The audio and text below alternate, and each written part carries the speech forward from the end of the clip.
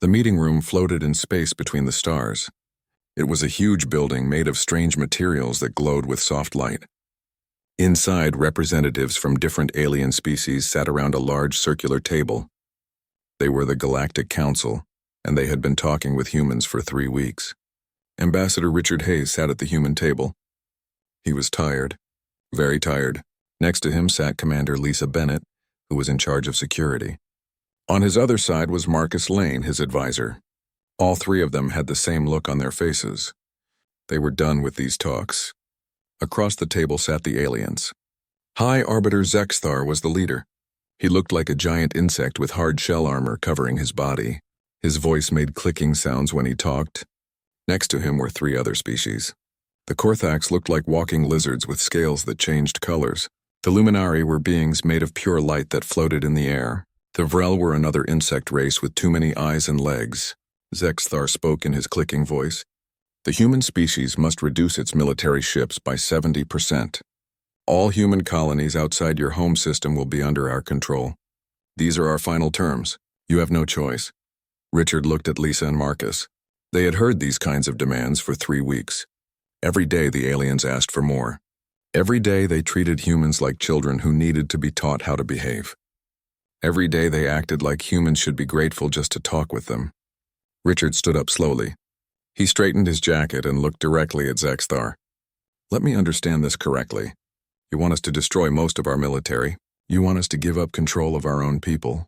You want us to do whatever you say. Zexthar seemed pleased. Yes, exactly. In return, you get our protection. You get the honor of serving the galaxy. This is what all young species must do. The other aliens nodded their heads or made sounds of agreement. They had done this same thing to 17 other species before. Every single one had eventually agreed to the terms. They always did. Young species always needed the council. Richard picked up his papers from the table. Then we are finished here. The room went completely silent. Zexthar's body parts twitched in confusion. You do not understand, human. These are not requests. These are requirements. If you want peace, you must agree. Richard's voice was calm but hard. No, you do not understand. We came here to talk as equals. We offered friendship. We offered trade. We offered to help defend the galaxy together. You responded with threats and demands. He put his papers in his bag. Humans do not bow down to anyone. The Korthax representative made a hissing sound. Her scales turned bright red with anger. You dare to refuse the Galactic Council? Do you know what we can do to you? Lisa stepped forward. Her hand rested near her weapon, though she did not draw it. Yes, we dare.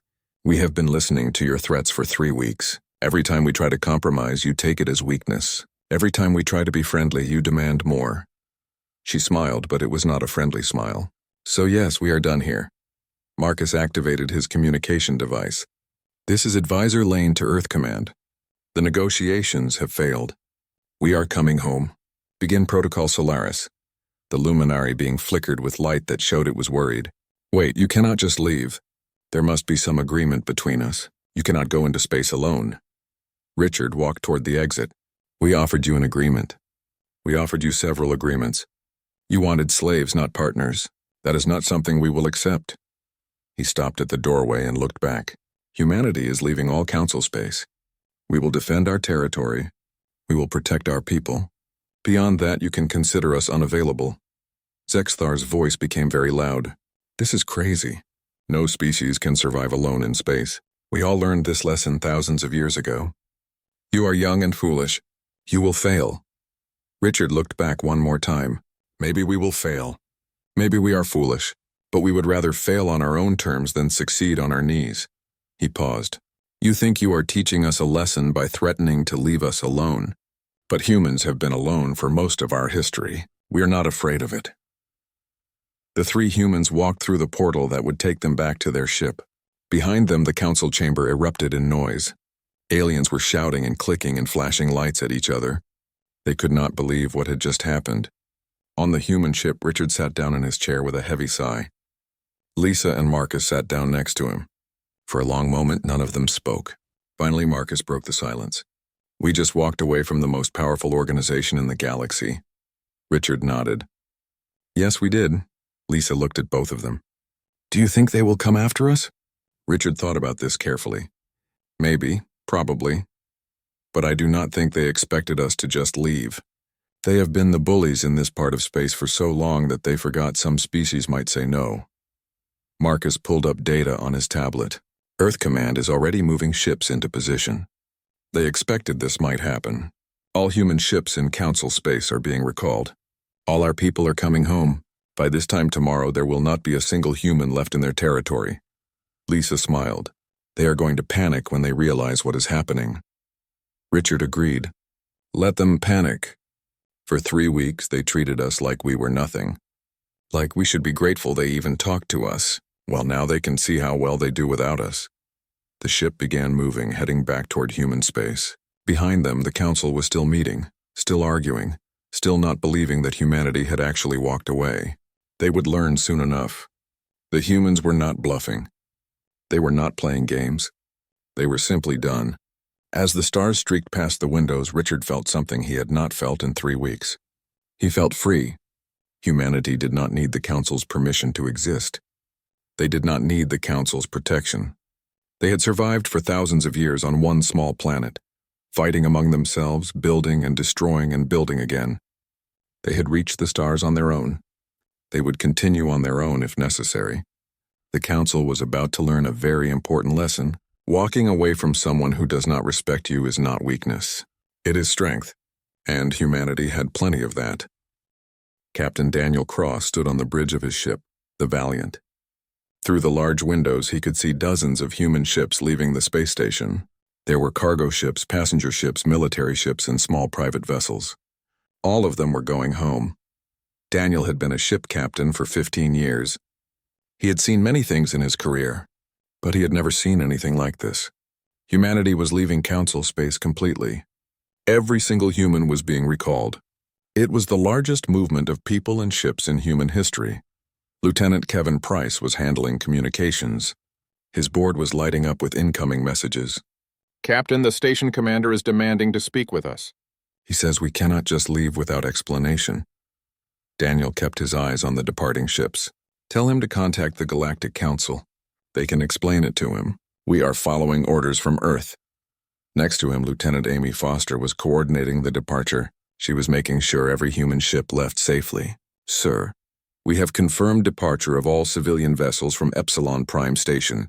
Military escorts are in position. Daniel nodded. This had all been planned very carefully. When Ambassador Hayes walked out of those peace talks 1 week ago, Earth had immediately begun planning. Within 72 hours, every human in Council space had received orders to come home. And now it was happening. Captain, we are receiving a message from the Vrel ambassador, Kevin reported. She says it is urgent. Daniel almost smiled. I am sure it is urgent. Tell her I am busy. All diplomatic matters should be directed to Earth. The truth was simple. The Council was panicking. For 1,000 years, they had been in charge. They told other species what to do, and those species obeyed. But humans were different. Humans had said no. Humans had walked away. And now the Council was realizing what that meant. Humans had been doing a lot of work in Council space. Human engineers fixed their stations when things broke. Human doctors treated diseases that Council species could not cure. Human traders brought rare materials from far away. Human security teams kept trade routes safe from pirates. All of that was now gone. A new message appeared on the screen. It was from Admiral Susan Blake at Earth Fleet Command. Daniel opened the channel. The Admiral's face appeared. She looked serious but satisfied. Captain Cross, give me a status report.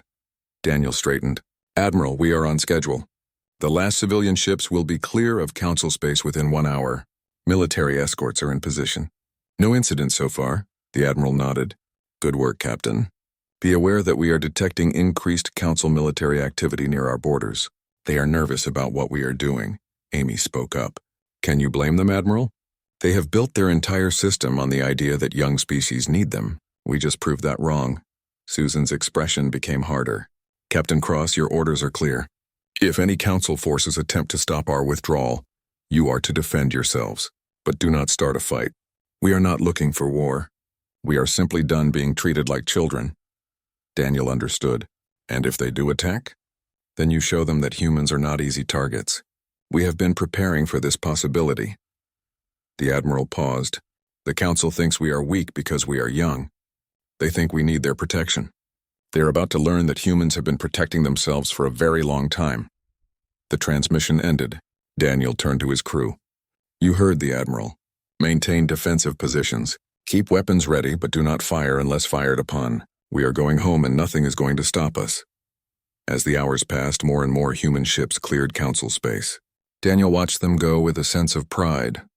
These were his people. They were leaving behind homes, businesses, and friends. But they were doing it because Earth had called them home. They were doing it because humanity stood together. Kevin looked up from his station.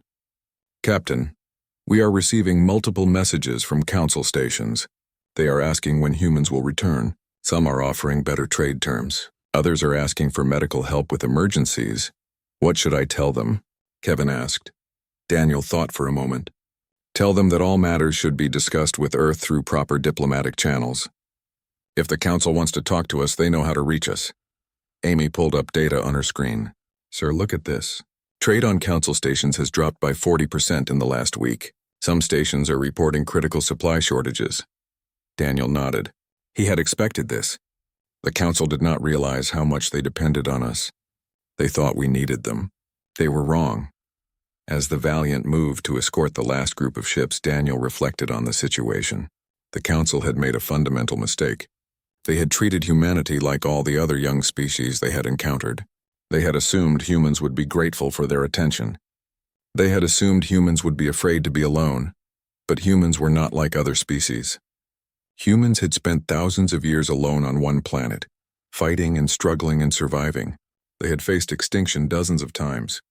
They had rebuilt civilization after it collapsed. They had learned to thrive in the harshest conditions imaginable. The Council thought isolation was a punishment. For humans, it was just another challenge to overcome. Daniel's communication board lit up again. This time it was a message from the human colony on Arcturus Station. They were the last human settlement in Council space. The message was simple. We are ready to leave. Waiting for escort. Daniel smiled. Set course for Arcturus Station. Let us bring our people home. As the Valiant turned toward the station, Daniel thought about what would come next. The Council would try to pressure humanity to return. They would threaten. They would offer deals. They would do everything they could to get humans back under their control. But it would not work. Humanity had made its choice.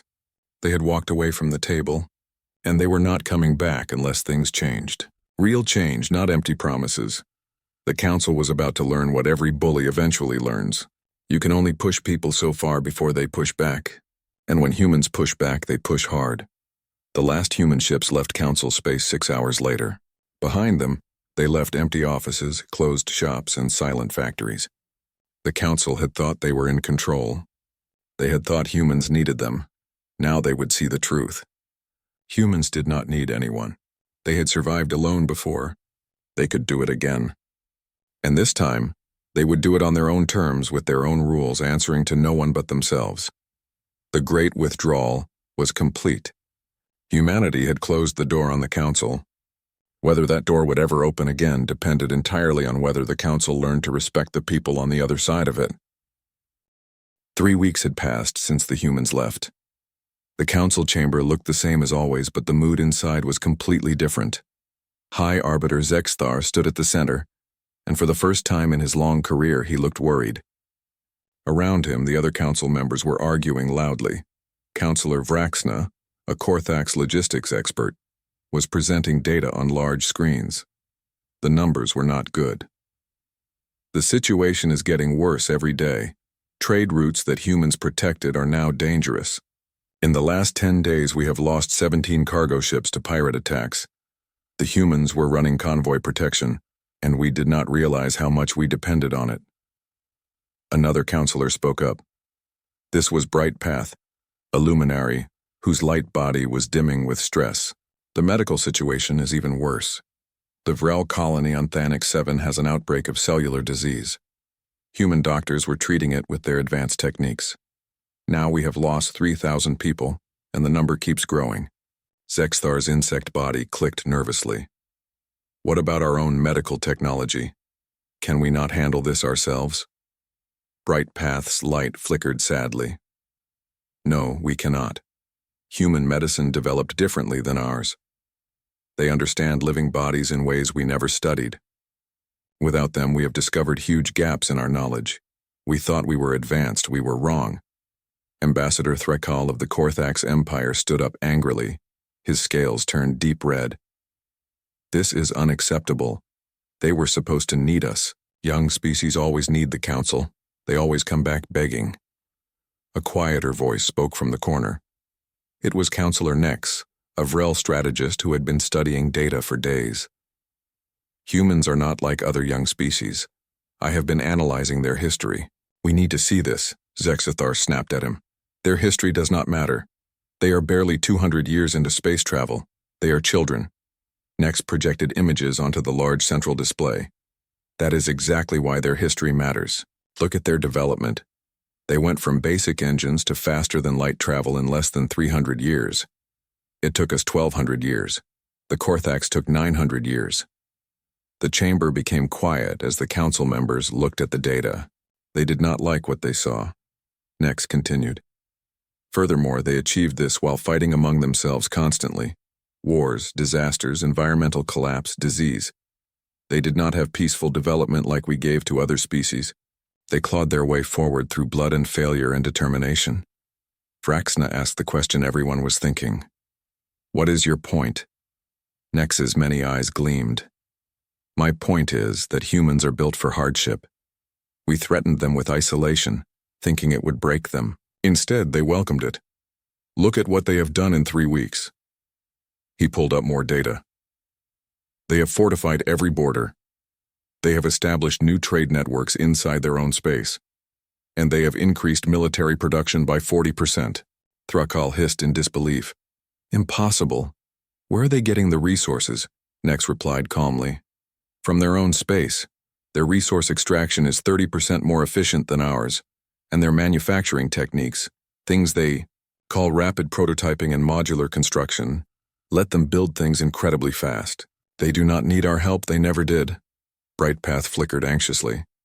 We thought they needed our technology. They never needed it, Nex said. They wanted cooperation. There is a big difference. Humans solve problems because they have to. Every problem we are facing now, they had already solved. We just did not notice because we thought they were inferior. Zexthar slumped in his seat. His confidence was completely gone. What can we do now? Vraxna looked at his data grimly. Our options are very limited. Military action would be a disaster. Human defensive capabilities are far more advanced than we thought.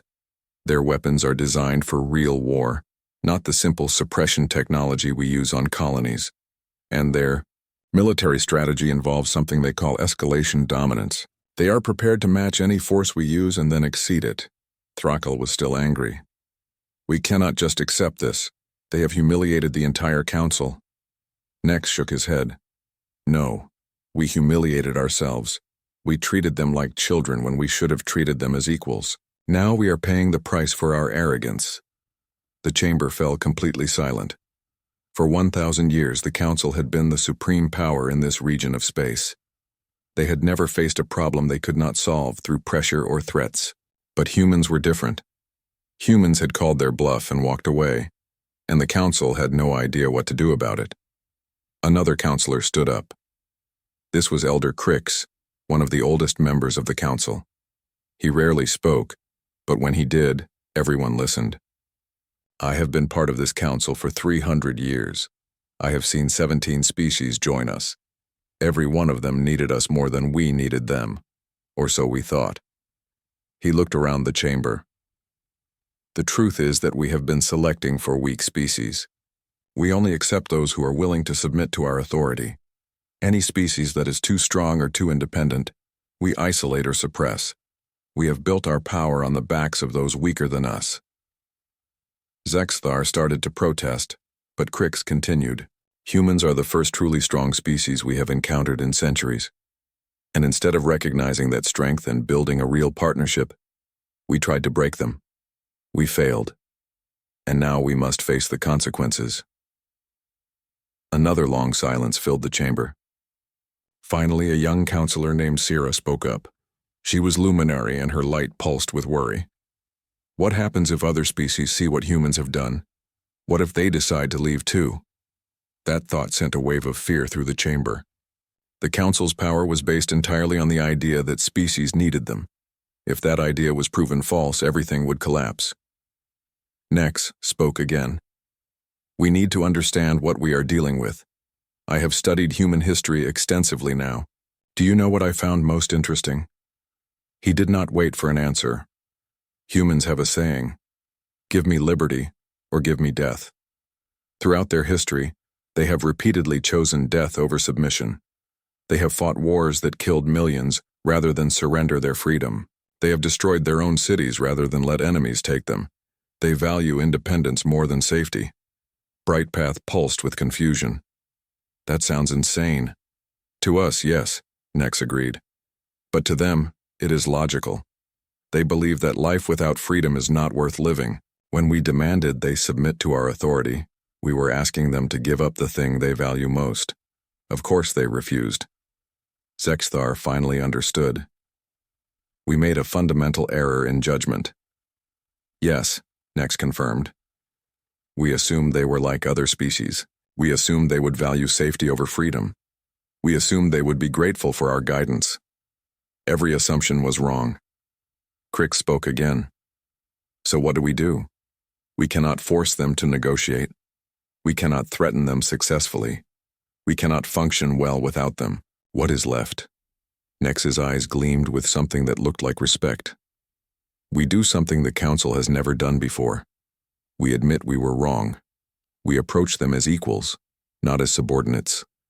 We offer real partnership, not disguised subjugation, and we hope that they are willing to give us another chance. Thrakal made a sound of disgust. You want us to beg? No, Nex corrected. I want us to negotiate honestly for the first time in 1,000 years. The humans will see through anything less. They are not stupid. They are not weak. And they are not coming back unless we change. Zexthar looked around at the assembled council. He saw fear, anger, confusion, and resignation. The mighty Galactic Council had been brought low by a species barely 2 centuries old. It would have been funny if it was not so serious. Very well, Zexthar said quietly. Prepare a diplomatic mission to Earth, real diplomacy this time, and someone find out what humans actually want, not what we think they should want. As the council members filed out, Nex remained behind studying his data. The humans had taught the council a valuable lesson. Power based on fear and submission is not real power. It is just an illusion that lasts until someone calls your bluff. And humans had done exactly that. 5 weeks after humans left the council, Commander Greg Taylor was on patrol near the border.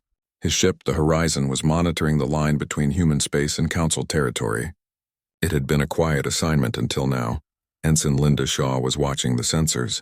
Suddenly her screen lit up with contacts. Commander, we have multiple ships approaching from council space. The computer identifies them as Korthax military cruisers. Greg sat forward in his command chair. How many ships? Linda checked her readings carefully. 4 cruisers and 2 destroyers. They are approaching the border but have not crossed yet. Lieutenant Paul Harris was at the weapons station. He studied his displays and reported what he saw. They have powered up their weapons and shields. Their formation matches standard Korthax combat tactics. Greg made his decision quickly. Bring us to alert status. Charge our weapons but do not lock onto their ships yet. Open a communication channel. The main screen flickered and showed a Korthax officer. He had deep red scales and sharp, intelligent eyes. His voice came through the speakers. Federation vessel, this is Commander Vektar of the Korthax Imperial Fleet. We are conducting routine military exercises. Greg kept his voice calm and professional. Commander Vektar, this is Commander Taylor of the Federation ship Horizon. Your routine exercises are very close to our border. I suggest you move them somewhere else. Vektar's scales rippled in what might have been amusement. This is neutral space. We have every legal right to operate here. Greg smiled, but it was not a friendly expression. You are technically correct. But let me be very clear. If you cross into Federation space, your ships will not cross back. The Korthax commander's scales changed color slightly. Those are bold words for one patrol ship facing an entire battle group. Greg remained calm. Linda, transmit our sensor data to their ships. Show them what they are really facing. Linda worked her controls. The sensor information was sent to the Korthax vessels. It showed what was behind the horizon. 12 Federation warships were positioned in stealth mode along the border. They included 2 heavy cruisers and the carrier Roosevelt with her full squadron of strike fighters. Vektar's expression changed immediately. His scales went from red to a more neutral brown color. You were waiting for us, Greg nodded. We have been watching Council military movements since we left your space. Did you really think we would not notice a battle group moving toward our border? We have been tracking your ships for 3 days.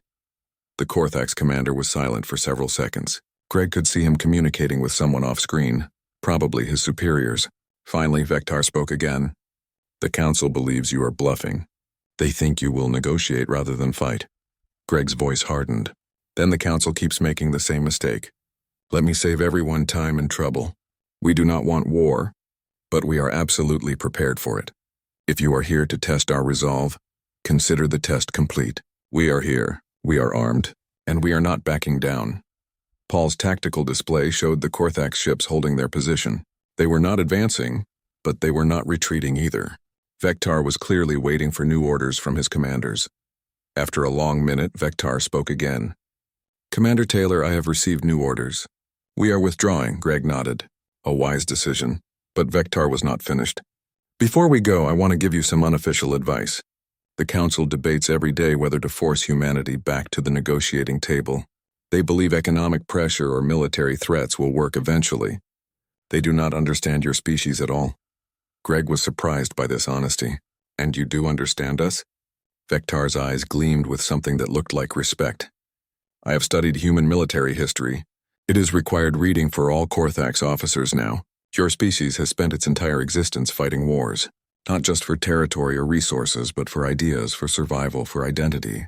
You have fought when outnumbered, outgunned, and facing certain defeat, simply because you refused to surrender. He paused before continuing. The Council thinks that makes you primitive. I think it makes you the most dangerous species in the galaxy. You do not fight to win. You fight because you will not lose. There is a difference. Greg considered this carefully.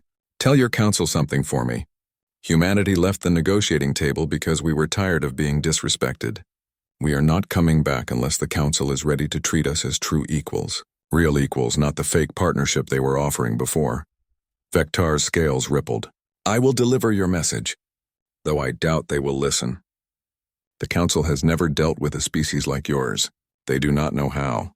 Then they will learn, Greg replied, one way or another. The Korthax battle group slowly turned and moved away from the border. They kept their weapons powered and shields up until they were out of range. Then they jumped to faster than light speed and disappeared. Linda let out a long breath. That was tense, sir, Greg agreed. Yes, it was. But it was also necessary. The Council sent a battle group to intimidate us. We turned them away without firing a single shot. That sends a powerful message. Paul was still monitoring his sensors. The Roosevelt is signaling. Admiral Karen White wants a full report. Greg stood and straightened his uniform. Tell the Admiral the mission was successful. The Council just learned an important lesson about humanity. As he sat back down, Greg thought about what had just happened. The Council had ruled this region of space for 1,000 years. They had forgotten what it felt like to face a species that was not afraid of them, a species that could not be bullied or threatened into submission. Linda turned from her station. Sir, do you think they will try again? Greg shook his head. Not like this. Commander Vektar will report that we were ready for them, that we had superior numbers and position. The Council will realize that military intimidation will not work. Paul added his thoughts. So what will they try next? I do not know, Greg admitted. But whatever it is, we will be ready. That is what humans do. We prepare, we adapt, we survive. The Horizon continued its patrol, moving along the border. Other Federation ships were doing the same thing all along the frontier. Humanity had drawn a line and made it clear they would defend it. Greg pulled up the reports from other border sectors. There had been 3 other incidents similar to this one. Council ships testing human defenses. Each time the Federation had been ready. Each time the Council ships had withdrawn. The message was getting through. Humanity was not weak. Humanity was not afraid. And humanity would not be pushed around. As the hours passed, Greg reflected on the bigger picture. The withdrawal from Council space had been risky. Many people on Earth had worried it would lead to war. But so far the opposite was happening. The Council was learning respect through strength. It was an old lesson from human history. Peace through strength, respect through capability, the willingness to fight making actual fighting unnecessary. Linda interrupted his thoughts. Sir, we are receiving a general broadcast from Earth. President Helen Carter is making an announcement. Greg activated the communication. The president's face appeared on screen. She looked confident and strong. To all Federation citizens and ships, she began. 5 weeks ago, we made the difficult decision to leave the Galactic Council. Many wondered if we could survive alone. Today, I am pleased to report that we are not just surviving, we are thriving. Our economy is stronger. Our defenses are secure. Our people are united. She paused and her expression became more serious. The Council has tested our resolve multiple times. Each time we have shown them that humanity stands firm. We do not seek conflict, but we will not accept subjugation. We left the Council because they refused to treat us as equals. That position has not changed. The President's final words were clear and strong. Humanity is willing to cooperate with the Council, but only as partners, never as servants. That is our final offer. The Council can accept it or reject it. Either way, humanity will endure. The transmission ended. Greg smiled. The President had just told the entire galaxy that humanity would not back down. It was a bold statement. But then again, humanity was good at bold statements. Paul spoke up. Do you think the Council heard that message? Greg nodded. Oh, they heard it. The question is whether they will listen. The horizon continued its patrol through the stars. Behind them, the border remained secure. Ahead of them, the future remained uncertain. But one thing was clear. Humanity had proven it could stand alone, and that changed everything. 3 months had passed since humanity walked away from the peace talks. President Helen Carter sat in her office at the Federation Council building on Earth. She was reading reports from across human space. The news was good. Human colonies were growing. Trade was increasing. Technology was advancing faster than ever before. There was a knock on her door. Her aide, Matthew Clark, entered with an unusual expression on his face. Madam President, you have a visitor. It is someone you will want to see. Helen looked up from her reports. I was not expecting anyone today. Matthew nodded. I know. But Ambassador Richard Hayes is here, and he has brought someone with him. It is High Arbiter Zexthar. Helen stood up quickly. The leader of the Galactic Council was here on Earth. This was unexpected. Send them in. Richard entered first. He looked calm and professional. Behind him came Zexthar. The insect-like alien looked different than Helen remembered from diplomatic recordings. He seemed smaller somehow. Less confident. Helen gestured to the chairs in her office. Please, sit down. Zexthar carefully settled into a chair designed for his body type. His mandibles clicked softly, which Helen had learned meant he was nervous. Richard sat next to him. Madam President, Zexthar began, I have come to Earth to speak with you directly. I bring an apology and a proposal. Helen sat down across from them. I am listening. The High Arbiter's voice was quieter than she expected. The Council was wrong about humanity. We treated you like children when we should have recognized you as our equals. We made demands when we should have made offers. We threatened when we should have negotiated. His multifaceted eyes showed what looked like genuine regret. The past 3 months have shown us the cost of our mistakes. Helen kept her expression neutral. Continue. Zexthar seemed to gather his courage. Council space is failing. Our trade routes are dangerous without human protection. Our medical care has declined without human doctors. Our infrastructure is breaking down without human engineers. And our military cannot intimidate you into submission. He paused. We need humanity. But more importantly, we realize now that we need to build a real partnership based on mutual respect. Richard spoke up. 3 months ago, you were demanding we surrender our military and our colonies. Why should we believe anything has changed? Zexthar's mandibles clicked rapidly. Because we have nothing left to bargain with. If we try to force you militarily, you will destroy any fleet we send. We have seen your defenses. If we try economic sanctions, we hurt ourselves more than you. Your economy is growing without us, and if we do nothing, the Council will collapse from its own inefficiency. He looked directly at Helen. We need you more than you need us. That is the reality we have finally accepted. Helen stood and walked to her window. She looked out over the city below. What exactly are you proposing, High Arbiter? Zexthar pulled out a data device and activated it. A holographic display appeared showing a document. A completely new framework for cooperation.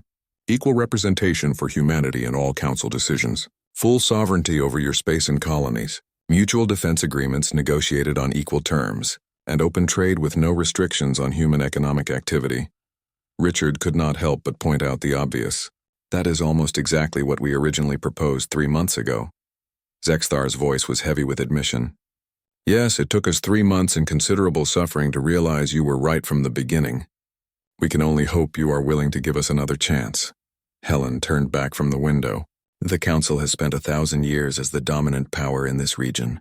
You have treated younger species as subjects, not partners. Why should I believe that has truly changed? The High Arbiter was quiet for a moment before answering. Because you walked away. In 1,000 years, no species has ever done that. You called our bluff and we realized we were bluffing. The Council's power was always based on the assumption that species needed us more than we needed them. You proved that assumption wrong, he continued. You showed us that humanity does not need the Council to survive or grow. Your colonies are thriving. Your technology is advancing. Your military is strong. You have done in 3 months what we told you was impossible. Helen sat back down. Then if we do not need the Council, why should we join it now? Zexthar seemed to have expected this question. Because cooperation between equals is stronger than isolation. The old Council treated members like children who needed guidance. The new Council, if you help us build it, could be something better. A real alliance of independent species working together because we choose to, not because we are forced to. Richard added his perspective. Madam President, I have been working with the High Arbiter for the past week. He came to Earth alone, through proper diplomatic channels and unarmed. That shows significant trust. The Council has never done anything like this before. Helen considered this carefully. She looked at Zexthar. I will take your proposal to the Federation Council for consideration. But I need to tell you something first. Humanity walked away because we were tired of being disrespected. If we come back, it is with complete understanding that we are partners, not subordinates. If the Council ever tries the same tactics again, we will not just leave. We will actively work to replace the Council with something better. Zexthar's mandibles clicked in what seemed like acknowledgement. We understand. And honestly, that threat is more reassuring than anything else you could say. It means you will keep us honest. It means you will not let the Council fall back into old patterns. Richard looked at Helen. The High Arbiter has changed significantly since I first met him. He has learned from this experience, Zexthar spoke again. I have learned that power based on fear is not real power. It is just an illusion that lasts until someone calls your bluff. Humanity called our bluff. You showed us that a species strong enough to walk away from the table is a species you want as a partner, not an enemy. Helen thought about everything she had heard. The Council was offering what humanity had wanted from the beginning. Equal partnership, respect, sovereignty. But could she trust them? High Arbiter, she said slowly. I will recommend that the Federation Council accept your proposal. But there will be significant modifications to protect our interests. Ambassador Hayes will lead the negotiations. Zexthar's entire body seemed to relax with relief. That seems appropriate. He was the one who had the courage to walk away in the first place. He should be the one to decide the terms of return. Helen stood. We will begin formal negotiations next week. But understand this. We are not desperate to join the Council. We are doing fine on our own. If the negotiations do not meet our standards, we will walk away again. I understand completely, Zexthar said. And I will make sure the entire Council understands as well. Humanity has taught us a valuable lesson. Some species cannot be pushed. They can only be partnered with. As Richard escorted the High Arbiter out of her office, Helen sat back down at her desk. She thought about the past 3 months. When Ambassador Hayes walked out of those peace talks, many people had been terrified. They worried about war. They worried about isolation. They worried that humanity had made a terrible mistake. But the opposite had happened. Humanity had thrived alone. They had shown the galaxy that they did not need permission to be strong. They had proven that walking away from a bad deal was better than accepting a bad deal. The Council had expected humans to come crawling back. Instead, the Council had come to Earth, offering everything humanity had originally asked for. It was a complete reversal of power. Helen activated her communication system and called the Federation Council members. "We need to meet. The Galactic Council has made a formal proposal for renewed negotiations. We need to decide our response." Over the next week, the Federation Council debated intensely. Some members wanted to reject the Council's offer completely. Others wanted to accept immediately. Helen argued for a middle path. Accept the negotiations, but demand strong protections for human interests. In the end, the Federation Council voted to accept, but they made it clear that humanity was negotiating from a position of strength, not weakness. The new treaty would be between equals, or there would be no treaty at all. Richard began the new negotiations with Zexthar and other council representatives. This time the tone was completely different. The council listened instead of demanding. They offered instead of threatening. They negotiated instead of dictating. It took 6 weeks to finalize the new treaty. When it was done, humanity had everything they wanted.